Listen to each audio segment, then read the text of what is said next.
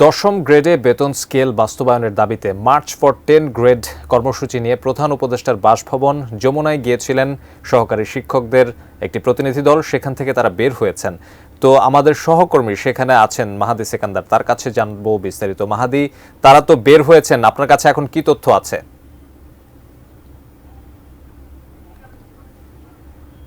বাসভবন যমুনার উদ্দেশ্যে আসলে মার্চ ফর দশম গ্রেড যেটি 10 গ্রেড কর্মসূচি যে পদযাত্রা যেটি 10 গ্রেড সেই কর্মসূচির যে পদযাত্রা সেটি শাহবাগ থানার সামনে এসে ব্যারিকেড পাওয়ার পর এখান থেকে একটি প্রতিনিধি দল যমুনায় যাওয়ার কথা ছিল, কিন্তু পুলিশ যমুনার না যে সেই প্রতিনিধি দলটিকে তেজগাঁও প্রধান উপদেষ্টার কার্যালয়ে নিয়ে যাওয়া হয় এবং সেখান থেকে প্রতিনিধি দল ফিরে এসেছে। তারই একজন মাহবুবুর রহমান, তিনি গণমাধ্যমের সাথে কথা বলছিলেন।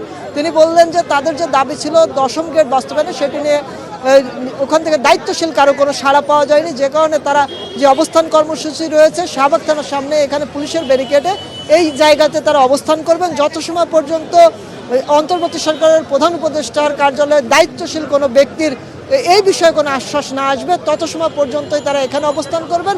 এটাই তাদের এখনকার এই কর্মসূচি, অর্থাৎ এই আন্দোলন প্রত্যাহার তারা করছেন না, যেহেতু দায়িত্বশীল কারো কোনো সাড়া পাওয়া যায়নি। এবং সকাল থেকেই তাদের যে শহীদ মিনারে আন্দোলন ছিল সেখান থেকে মার্চ ফর 10 গ্রেড অভিমুখী যাত্রা প্রধান উপদেষ্টার বাসভবনে।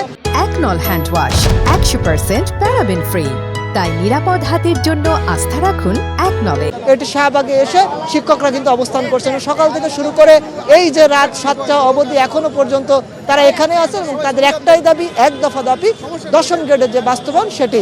এবং যেহেতু শিক্ষকতা একটি মহান পেশা, তারা বলছিলেন তৃতীয় শ্রেণী কেন শিক্ষকরা থাকবে, সুতরাং প্রাথমিক সহকারী শিক্ষকদের দশম গ্রেডের বাস্তবায়নের যৌক্তিক দাবি নিয়ে তারা এখন অবস্থান করছেন। তারিখ এই ছিল আমার কাছে শিক্ষকদের দশম গ্রেডের দাবি নিয়ে আন্দোলনের সর্বশেষ তারিখ।